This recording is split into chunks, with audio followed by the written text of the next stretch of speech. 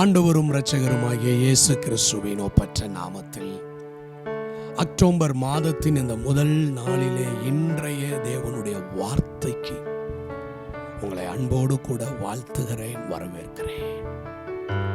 இந்த அக்டோபர் மாதத்தில் ஆண்டவர் நமக்கு ஒரு வாக்கு பண்ணி இருக்கிறார். சங்கீதம் 3வது சங்கீதம் 4வது வசனம், நான் கர்த்தரை நோக்கி சத்தமிட்டு கூப்பிட்டேன்,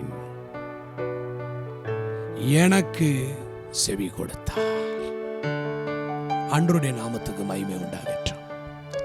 தாவீதின் அனுபவம் இப்படியாய் சொல்லப்படுகிறது. நான் கர்த்தரை நோக்கி கூப்பிட்டேன். தாவீதை போல கர்த்தரை நோக்கி கூப்பிட்டவர்கள் இந்த உலகத்தில் ஒருவருமே இருக்க முடியாது.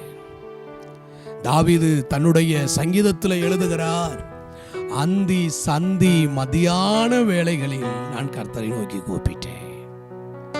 இன்னொரு பக்கம் எழுதுகிறார், அவருடைய நீதி நியாயங்களை முன்னிட்டு ஒரு நாளிலே 7 தரம் கர்த்தரை நோக்கி நான் கூப்பிட்டேன். ராக்காலத்திலே நான் அவரை நோக்கி கூப்பிட்டேன். இன்னொரு பக்கம் சங்கீதம் 42 எழுதுகிறார், சிறுமலையிலிருந்தும் எருமோன் மலைகளிலும் இருந்து நான் கர்த்தரை நோக்கி கூப்பிட்டேன். என்னை நீர் ஏன் மறந்தீர் என்று கூப்பிட்டேன். நான் ஏன் என் சத்துருவினால் ஒடுக்கப்பட்டு துக்கத்தோடு திரிய வேண்டும் என்று சொல்லி நான் கர்த்தரை நோக்கி கூப்பிட்டேன். துக்கத்தில் கூப்பிட்டாலும், நீதி நியாயங்களை முன்னிட்டு 7 தடவை கூப்பிட்டாலும், அந்தி சந்தி மதியான வேளையிலே கர்த்தரை நோக்கி கூப்பிட்டாலும் அவர் கொடுக்கிற ஸ்டேட்மெண்ட் என்னன்னா, கர்த்தர் எனக்கு செவி கொடுத்தார், கர்த்தர் எனக்கு செவி கொடுத்தார். எனக்கு உண்டான நெருக்கத்திலே நான் கர்த்தரை நோக்கி கூப்பிட்டேன். ஆனா அவர் கொடுக்கிற ஸ்டேட்மெண்ட் என்னன்னா, அவர் எனக்கு செவி கொடுத்தார். மெய்யாகவே கர்த்தர் என் ஜெபத்தை கேட்டார். சங்கீதம் 116வது சங்கீதம் முதல் வார்த்தையிலே தாவீது சொல்லுகிறார், கர்த்தர் என் சத்தத்தையும் என் விண்ணப்பத்தையும் கேட்டதினால் அவரில் அன்பு கூறுகிறேன். அவர் தமது செவியை எனக்கு சாய்த்தபடியால். கர்த்தருக்கு ஸ்தோத்திரம். தாவீதினுடைய சத்தத்தை கர்த்தர் தள்ளிவிடவில்லை. தாவீதினுடைய ஜெபத்தையும் கர்த்தர் தள்ளிவிடவில்லை. கர்த்தர் செவி கொடுத்தார். எந்த நிலையிலே? என் சத்துருக்கள் எவ்வளவாய் பெருகி இருக்கிறார்கள், எனக்கு விரோதமாய் எழும்புகிறவர்கள் அநேகர். இன்றைக்கு உங்கள் வாழ்க்கையிலே சத்துருக்கள் பெருகி இருக்கிறார்களா? போராட்டங்கள் உங்களுடைய வாழ்க்கையிலே பெருகி இருக்கிறதா? ஆண்டவர் உங்க சத்தத்துக்கு செவி கொடுப்பார். உங்க சத்தத்தை ஆண்டவர் கேட்கிறார். உங்களுக்கு விரோதமாய் எழும்பி வருகிறவர்கள் அநேகர் இருக்கிறார்களா? அங்க வசனத்துல பாருங்கள், 2வது வசனத்துல, தேவனுக்கு அவனிடத்துல இரட்சிப்பு இல்லை என்று அவனுடைய ஆத்துமாவை குறித்து சொல்லுகிறவர்கள் அநேகராயிருக்கிறார்கள்.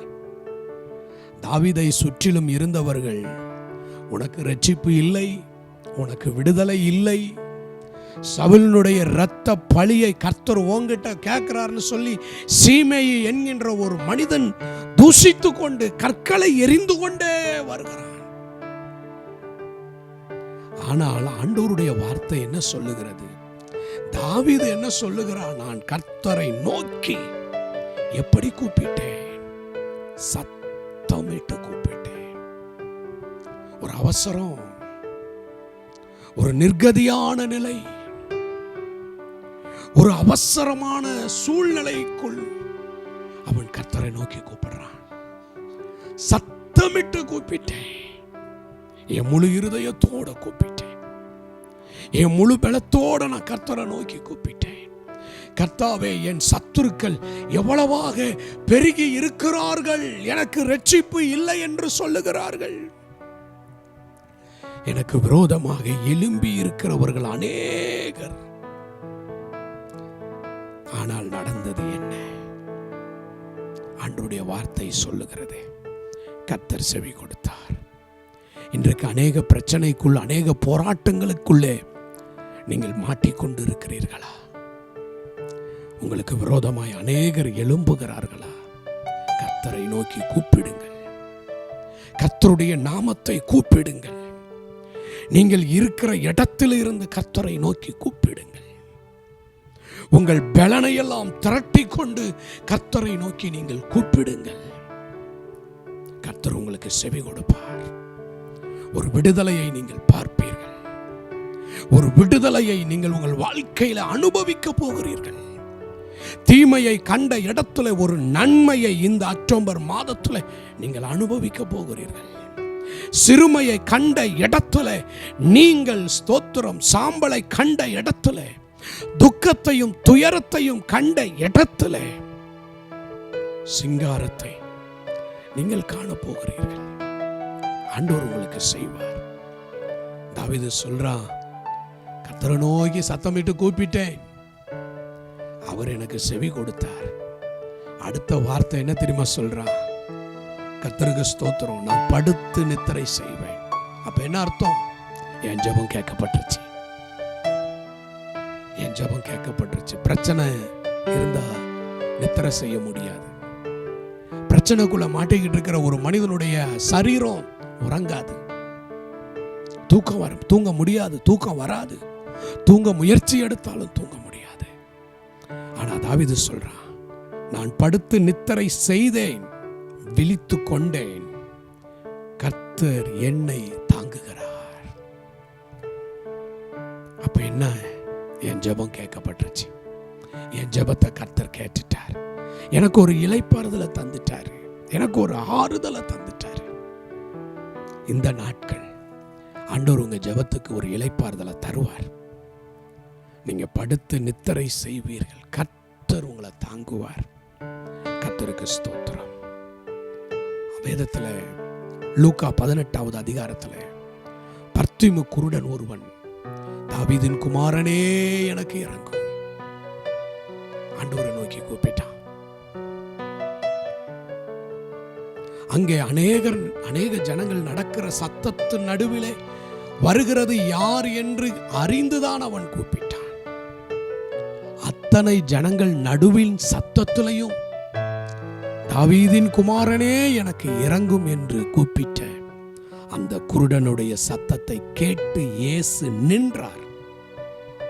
இன்னைக்கு உங்க சத்தத்தை கேட்டு இயேசு நின்று அந்த குருடனுக்கு என்ன செய்தார்? தம்மிடத்தில் அழைத்து, நான் உனக்கு என்ன செய்ய வேண்டும் என்று கேட்டு அவன் சொல்லுகிறான், பார்வை அடைய வேண்டும். ஒரு வார்த்தை, பார்வை அடைவாயாக.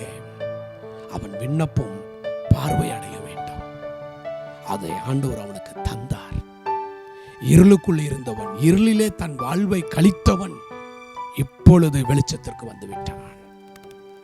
இன்றைக்கு உங்க வாழ்க்கையிலே உங்கள் விண்ணப்பத்திற்கு, உங்கள் சத்தத்திற்கு கர்த்தர் செவி கொடுத்து இருளுக்குள் உட்கார்ந்திருக்கிற உங்கள் வாழ்க்கையை வெளிச்சத்தில் கொண்டு வந்து நிறுத்துவார். இருளுக்குள் இருக்கிற உங்கள் காரியத்தை வெளிச்சத்தில் கர்த்தர் கொண்டு வந்து நிறுத்தி ஆண்டவர் உங்களை ஆசீர்வதிப்பார். நாம் ஜெபிப்போமா? அன்பின் நல்ல ஆண்டவரே, இந்த வேலைக்காக நன்றி. நான் கர்த்தரை நோக்கி கூப்பிட்டேன், அவர் எனக்கு செவி கொடுத்தார்.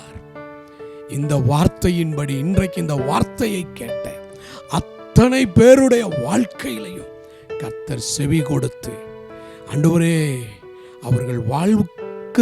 அவர்களுடைய வாழ்வுக்கு தேவையானதை தந்து, வாழ்க்கைக்கு தேவையானதை தந்து, அவர்கள் விருப்பத்தை தந்து ஆசீர்வதித்தரலாம். உம்முடைய திருக்கரத்தில் ஒப்பு கொடுக்கிறேன்.